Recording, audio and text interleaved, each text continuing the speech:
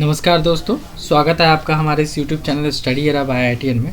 आज हम लोग सीटेट का पेपर लेकर आए हैं MCQs, और इसमें आप देखेंगे कि ये जो टॉपिक है वो इन्वायरमेंटल स्टडी से रिलेटेड है।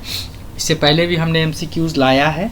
वो MCQs जो है आपका वो सीटेट से ही रिलेटेड था, बट वो पेडागॉजी से रिलेटेड था।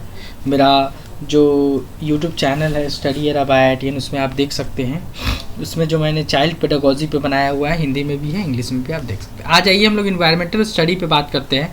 तो पहला क्वेश्चन है कि निम्नलिखित प्रश्नों के सही उत्तर उपयुक्त विकल्प का चयन करके दीजिए। निम्नलिखित में से कौन सा गुजरात का एक स्थान नहीं है? तो गांधीनगर गुजरात में ही है, आप जानते हैं। अहमदाबाद भी गुजरात में है। कोझिकोड जो है ये गुजरात में नहीं है, और वलसाड भी हमारा कहाँ पे है? गुजरात में ही है। सो इसका सही जो आंसर होगा वो कोझिकोड होगा। ये इन्वायरमेंटल स्टडी से रिलेटेड क्वेश्चन है। इसका आंसर, सही आंसर जो है वो सी है। ठीक है, आइए हम लोग अपने नेक्स्ट क्वेश्चन की ओर चलते हैं। और नेक्स्ट क्वेश्चन हमारा जो है वो है निम्नलिखित प्रश्न के सही सबसे उपयुक्त विकल्प का चयन कीजिए। RTI अधिनियम 2009 जो है, right to education act, RTE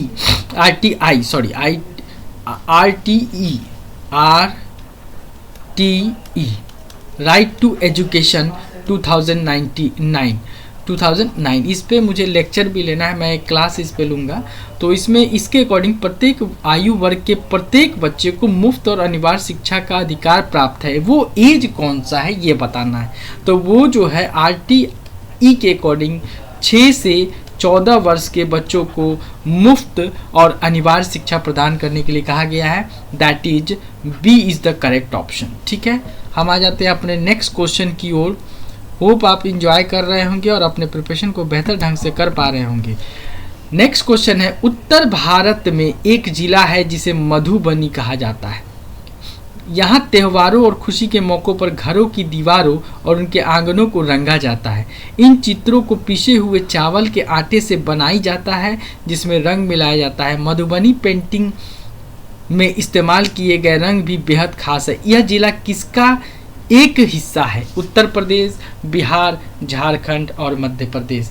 तो देखिए, ये बहुत ज़्यादा मुश्किल आंसर नहीं है, क्योंकि ये जो लोग बिहार से है वो बहुत आसानी से बता पाएंगे। इसका जो आंसर होगा वो बिहार होगा, आप जानते हैं।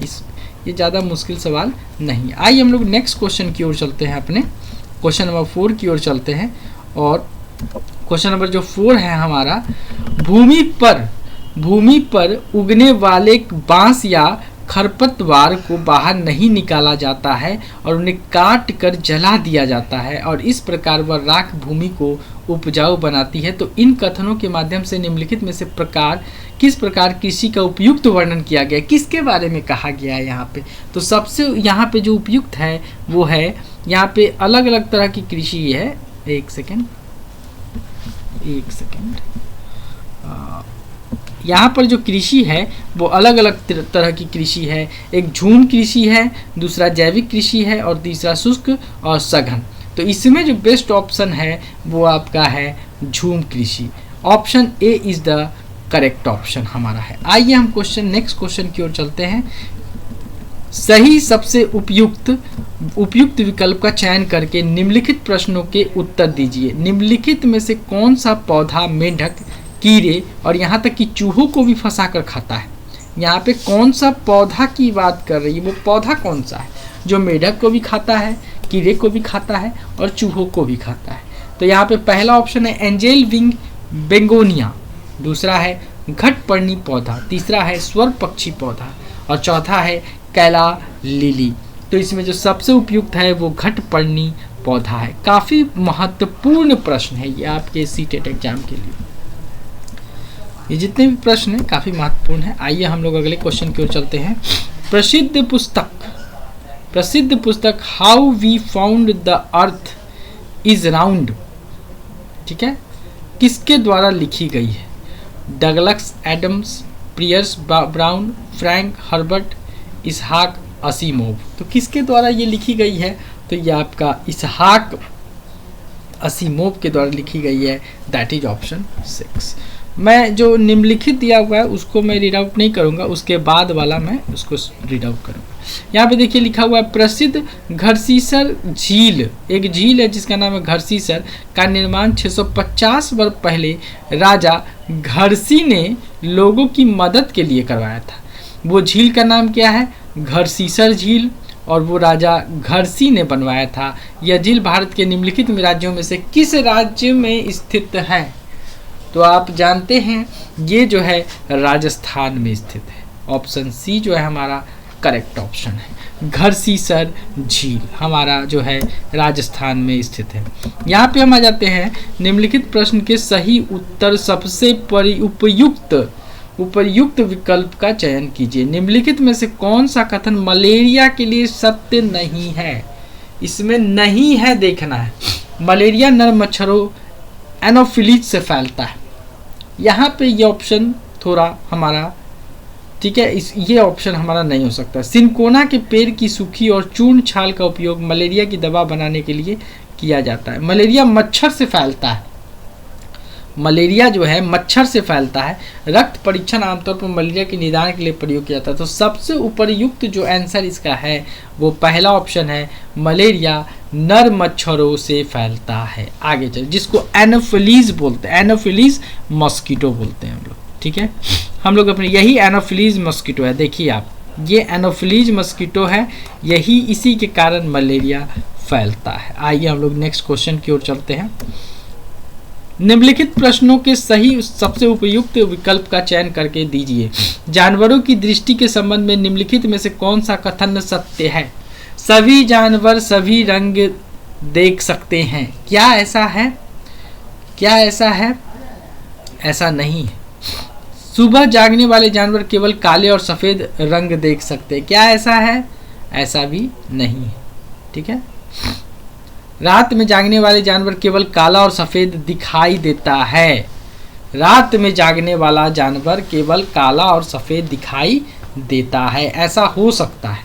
रात में जागने वाला जानवर केवल ग्रे भूरा रंग दिखाई देता है। नहीं, इसका जो सही ऑप्शन है वो सी हमारा जो है, सी हमारा जो है वो सही ऑप्शन है इस प्रश्न के लिए। आइए हम लोग आगे की ओर चलते हैं। क्वेश्चन नंबर 10 कह रहा है दूध को 1 से 2 दिनों तक ताज़ा रखने के लिए निम्नलिखित में कौन सी सरल विधि का उपयोग किया जाता है? दूध को ताज़ा आप कैसे रखिएगा? चीनी मिलाकर? बिल्कुल गलत। चीनी मिलाकर उसको हम नहीं सरल तरीके से रख सकते हैं, अच्छे से नहीं रख सकते हैं। सूखी और खुली जगह में रखना, ये भी नहीं। उबालना, ये हो सकता है।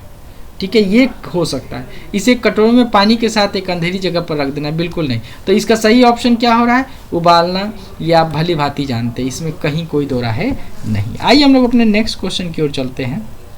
11वें क्वेश्चन की ओर चलते हैं हम अपने, और इसमें देखते हैं निम्नलिखित में से पेट्रोलियम द्वारा क्या प्राप्त नहीं होता है? पेट्रोलियम के द्वारा क्या प्राप्त नहीं होता है? तो तरलीकृत पेट्रोलियम गैस, गैस पेट्रोलियम जो है उससे गैस भी प्राप्त होता है। ग्रीस भी होता है, कोलता, सीरा नहीं होता है। सीरा नहीं होता है, तो इसका करेक्ट ऑप्शन क्या हो जाएगा? ऑप्शन डी हमारा हो जाएगा। आइए हम अपने नेक्स्ट क्वेश्चन की ओर चलते हैं। कठोर विषम जलवायु से बचाव के लिए निम्नलिखित में से किस स्थान पर अधिकांश घरों का निर्माण पत्थर या लकड़ी से किया जाता है? कौन से जगह, ये कौन सा जगह है? तो चेन्नई तो बिल्कुल नहीं है, बेंगलोर भी नहीं है, मनाली हो सकता है, पणजी भी नहीं है। तो इसका जो सबसे उपयुक्त आंसर है वो है सी, मनाली। मनाली में अधिकांश घरों का निर्माण पत्थरों या लकड़ी से किया जाता है, कठोर विषम जलवायु में किया जाता है। ठीक है, आइए हम लोग नेक्स्ट क्वेश्चन की ओर चलते हैं। निम्नलिखित प्रश्नों के सही उत्तर दीजिए। राजमा भारत के उत्तरी राज्यों में एक लोकप्रिय व्यंजन है। राजमा के बीज का रंग और बनावट क्रमशः कैसा होता है? उसके बीज का रंग कैसा होता है? तो आप जानते हैं कि उसका बीज का रंग लाल भूरा चिकना होता है। बी हमारा इसमें करेक्ट ऑप्शन है। आइए हम आगे की ओर चलते हैं। निम्नलिखित प्रश्न के सही उत्तर और सबसे उपयुक्त विकल्प का चयन कीजिए। भारत के मानचित्र पर मुंबई के स्थान के संबंध में बेंगलुरु कर्नाटक की राजधानी और जयपुर राजस्थान की राजधानी के स्थान संबंधित हैं। तो इसमें ऑप्शन क्या हो जाएगा? दक्षिण पूर्व और उत्तर पूर्व। ए हमारा सबसे सही आंसर है। ठीक है, हम अपने चलते हैं लास्ट क्वेश्चन की ओर। यहाँ पर निम्नलिखित प्रश्नों के सही उत्तर दीजिए। एक्स स्कूल से उत्तर की ओर, देख लीजिए एक्स जो है यहाँ पे एक्स एक बच्चा मान लीजिए, एक्स जो है उत्तर की ओर, तो हम जानते हैं कि ये वाला जो है हमारा ये नॉर्थ साइड है, उत्तर की तरफ, उत्तर दिशा में है। तो अगर हम मान ले कि ये 20 मीटर है, ये 20 मीटर है, फिर दाएं मुड़ता है तो इस यहाँ गया और यहाँ से दाएं मुड़ा, तो यहाँ से दाएं मुड़ा इसका मतलब इधर मुड़ा, और 20 मीटर चलता है तो यहाँ भी 20 मीटर हो गया, यहाँ भी 20 मीटर हो गया। फिर दाएं मुड़ता है, फिर यहाँ पर से आपको दाएं मुड़ना है, यहाँ से आपको दाएं मुड़ना है, और कितना चलना है, 10 मीटर चलना है, सिर्फ 10 मीटर।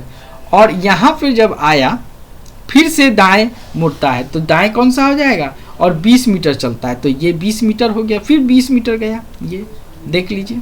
ठीक है, एक्स अपने मूल स्थान से कितनी दूरी पर है, तो जाहिर सी बात है यहाँ पर आप देख सकते हैं, ये ड्रॉ करने में मुझे थोड़ा सा कम हो गया है, यहाँ से 20 है और इसका हाफ ही तो चला ना, यहाँ तक 10 ही चला, तो इसका हाफ ही तो चला, तो कितना हो जाएगा 10।